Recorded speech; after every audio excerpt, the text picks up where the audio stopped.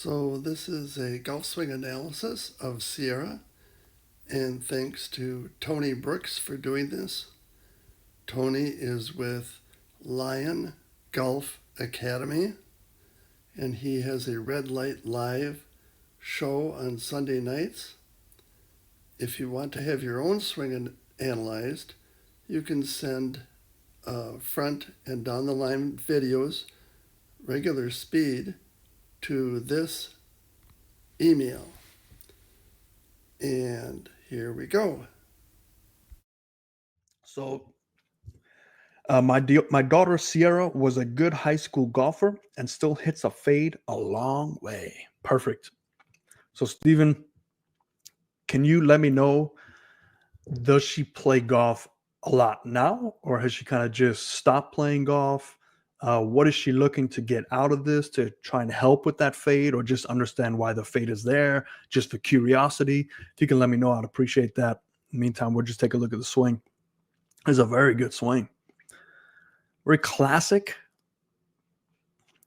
but I see why the path and steepness occur.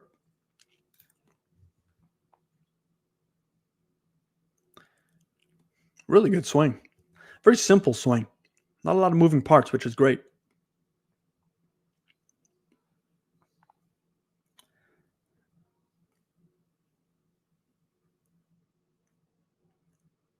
It's really good. The thing I like about this is the club face stays just above the hands at all points of time. It doesn't get too flat or steep at any one point in time. Okay. So while he gets back to me, let's look at the setup here. And we can't use Barney Purple because look at that. You can't see Barney Purple there. So we'll use Barney Purple somewhere else. Let's use Barney Purple on that right brace line. There we go. We can see Barney Purple there. All right, now let's look at the shoulder tilt. Look at this setup. Man, that is almost perfect. Sierra is a very good high school golfer in Arizona, now 36 years old and plays a little golf, has two young children, recently played at St. Andrews Golf Course. That's awesome. Now, you talk about St. Andrews in Scotland or St. Andrews in New York? Because St. Andrews in New York is the first golf course in America built for the Cherry Tree Gang, I think it was. All right, so if we take a look at the setup, looks pretty good. If we extend that tilting from the right shoulder, I didn't do this correctly, but let's extend that tilting, and we're going to get our measuring tool and see how close to that right shoulder that golf ball is relative to 90 degrees. Yeah, it's pretty good. So it's right on that right shoulder. That's pretty good. So not a lot of forward press. The more forward press you see, the more that golf ball is going to be connected way out over in this area, and then you have to start to compensate. So this is a really good position. Now the key is to turn and tilt around this, because what you want to keep is this circle. So let's draw the circle in yellow. So there's that circle there, right? So we can see that her hands match her tilting. So in other words, her hands are going to be moving on an upward path after impact, so long as her tilting stays the same or even increases. If you increase that tilt this way, the hand path is going to increase as well. So the obvious thing is you don't want to tilt the other way. You don't want to be this way, because then your hands are going to be swinging down, which is why stack and tilt works really well for some people with the irons, because they're tilting down so much that their hand path goes straight down into the ground, hence the stack and tilt. Scotland. Okay. I went to play St. Andrews one time, and they gave me this little tiny rubber mat that was like 4 inches wide and 2 inches deep. And they said, you got to hit every golf ball from this little mat, because they were playing the US Open. The British Open. So they had all these players pick up the ball and put it on this little mat to hit. I was like, man, I didn't fly all the way out to hit it on a mat. So I hit it on the mat the first hole, and then I lost the mat and then found the mat again on the 18th hole. So that's my story from St. Andrews. Okay, so back to this.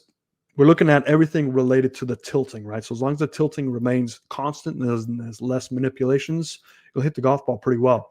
Let's take a look at it. If we take that club back, we can see that the hips do a really good job. Look at the hips. That's perfect. So the hips are actually moving closer to the target. That right hip is moving closer. So that's a beautiful pivot not a lot of weight distribution. So you can see the weight distribution comes from her upper body moving over. Now there's going to be some negatives that can occur with this, depending on her motions down. So let's go to the start, and we put a line where her head was.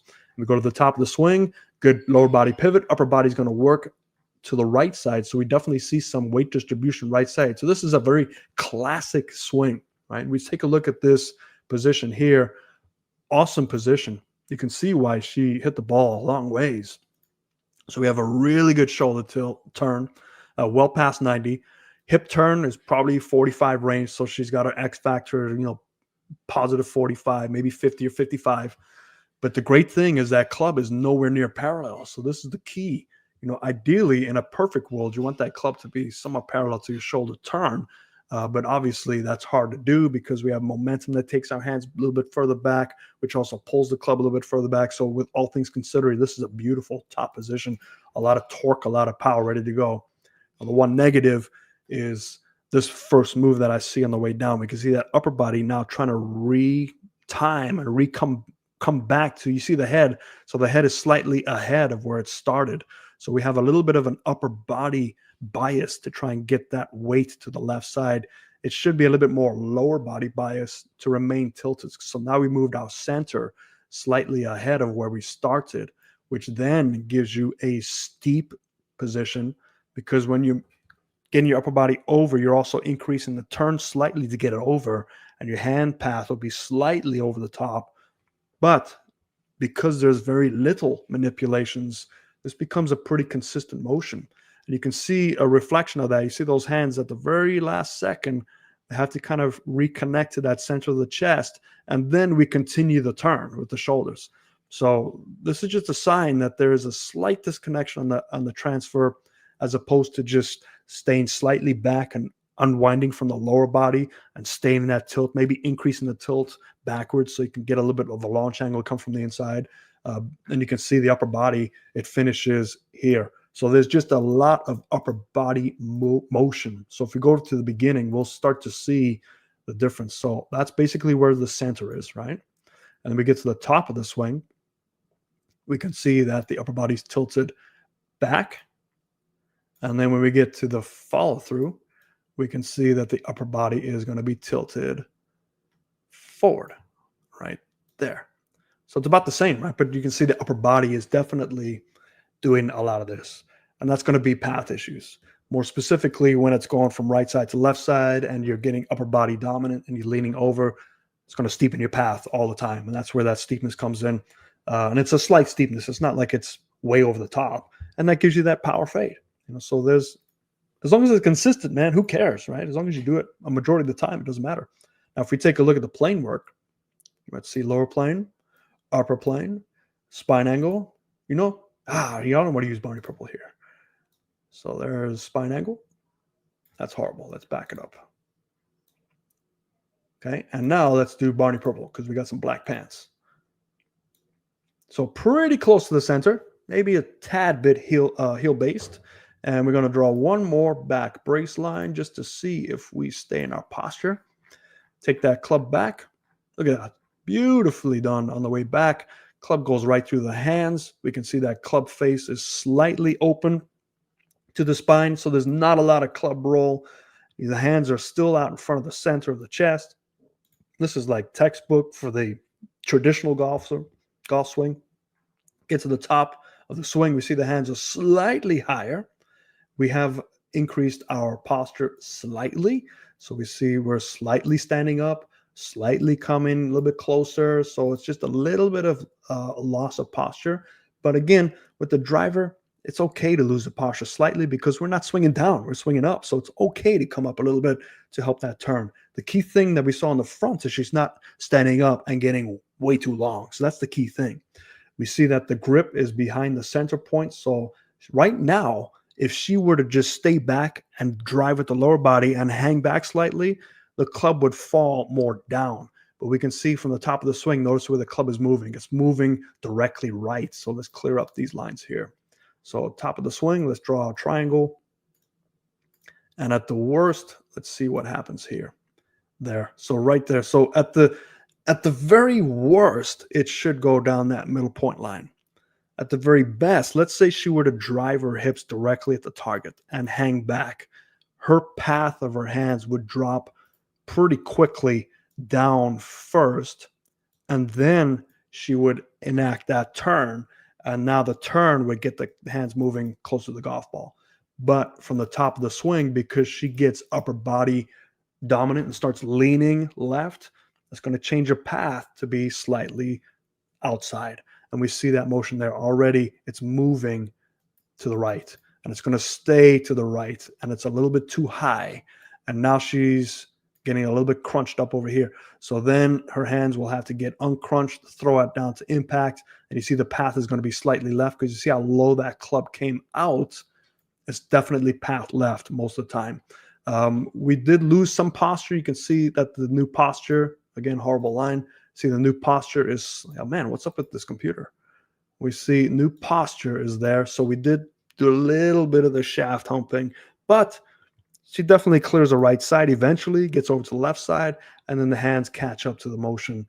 All in all, it's still a really good swing. And I imagine that it is pretty solid. I don't see a lot of misses here.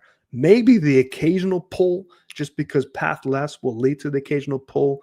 It's really reliant on hands. So I would imagine that if she plays a lot and practices a lot, man, she must be phenomenal ball striker because it's just enough where it doesn't require so much hand manipulation that your timing needs to be that of a god, but it definitely requires some timing. And some timing is maybe, a bucket every 3 or 4 days and maybe around a week, and she can still play pretty well. But if obviously being a mother of two, golf is probably very low on the list. But when she goes out, she probably struggles some days, not as good as she used to be. But then other days when her timing's pretty good, she probably hits it pretty well. Overall, really good swing. Sierra beats me soundly in the golf course. I can imagine, Stephen. It is a pretty solid swing. Now, if she wanted to change anything, obviously time, being a mother is not going to afford her any time. But I would just get her to get the feeling. Don't worry about the backswing. Don't worry about the setup. It's all looking great. Just from the top of the swing, just try and stay back slightly. Because if we go to the top here, even if it's just a slight staying back, so top of the swing here, if she can just start her hips to just push the weighting from the feet to the back left heel a little bit sooner and get more of a slight slide this way. And this will allow her upper body just to stand back just a little bit, because that first move, you can see the upper body's going already. If we can change that sequencing and get her lower body to just push, and then her upper body can hang back slightly at impact, she will be a little bit more tilted, and that'll allow her to drop in the slot a little bit better. And then she'll actually start the ball slightly right, but curve back left. So we'll change the path a little bit. Mom and dad are both right-handed. Both toddlers are left-handed. Oh, that's pretty cool. So when they go and play, they can hit right next to her. And that's awesome that the dad plays too. And the kids, man, there should be forget it. She's got all the time in the world in that case. You got to go to the range as a family and go hit some golf balls. So I hope that helps everybody. That's all we got for submissions this week. A great week, though. I love. Okay, so check out all the videos by Tony Brooks at Lion Golf Academy. Thanks for watching.